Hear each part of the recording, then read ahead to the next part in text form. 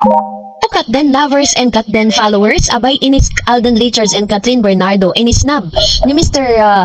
Daniel Padilla sa isang mall. At ano nga ba ang sudden changes patungkol sa kanyang teles? Nag-trending po ito kasi namatahan to at pinost ng isang netizen. Sa isang mall kasi, di ba sa lahat ng bench kasi makikita mo talaga yung mukha ni Mr. Alden Richards at Catherine na magkatabi kasi officially sila po yung yung endorser or ambassador ng bench. Medyo hindi ko na rin nakita si Daniel Padilla nakasama siya dyan, pero nakikita ko pa rin yung mukha ni Daniel sa jug. Parang pinull out po kasi siya dun bilang isa sa mga endorser dahil ipinalit nga si Alden at si Catherine.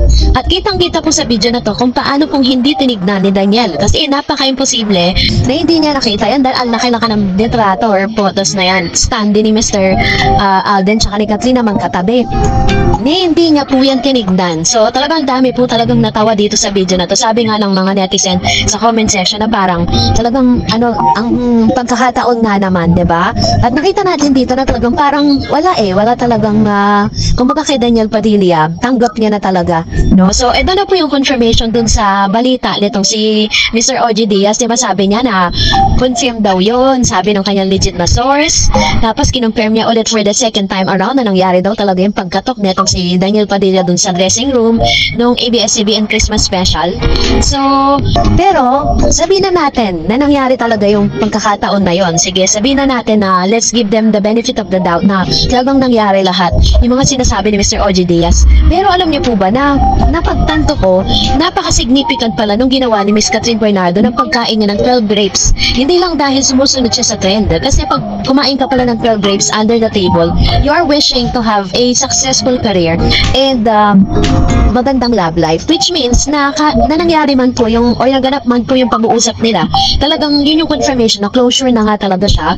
At the same time is she's still looking for right relationship, 'di ba? Established relationship and good relationship this year 2025.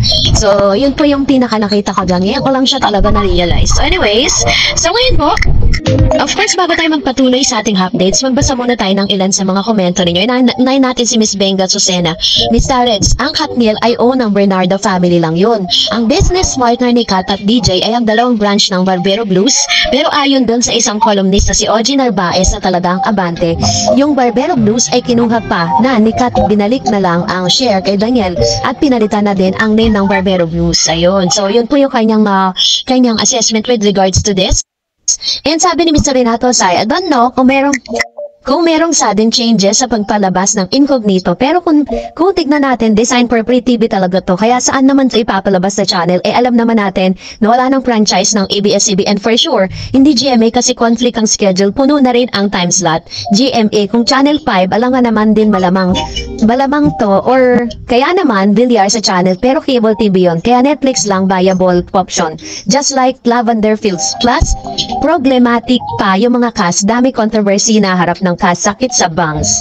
Actually po yun po rin ang inaasahan natin at talagang pang-free TV talaga tong serye na to. Pero yun nga, dahil sa mga kontrobersiya, napunta siya ng Netflix. But anyways, ang tawag naman dun is pay-per-view, diba? Kailangan mo magbayad para makapanood ka sa Netflix. May mga may mga series po yan.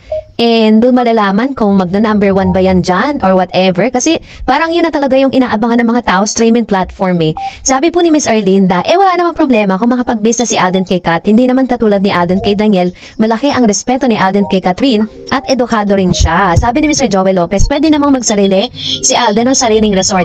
Hindi naman kailangan nakisosyo pa si Alden kay Kat.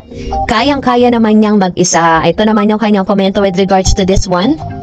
And marami nga po yung yung talagang masasabi natin na nagdo-double thinking sila if they're going to pursue these businesses.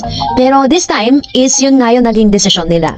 Ma'am, si Arlene Navarro, wala namang problema kung makikipag-business si Alden kay Kat. Hindi naman katulad si Alden. Ayun, inulit niya lang pala yun, no? Pwede namang magsarili si Alden ng resort. And sabi ni Miss Gloria, kung tunay na buhay, sila ay mag-asawa na. Bakit issue ba yung gusto ni Alden maging part sa negosyo ni Kat? Wag na lang makialam kung alam mo hindi ka nakakatulong dahil may sarili silang isip. Matalino sila, so wag na kayong makialam. Mainit ulo ni Glorioso Silvano, no? Hindi ko alam bakit.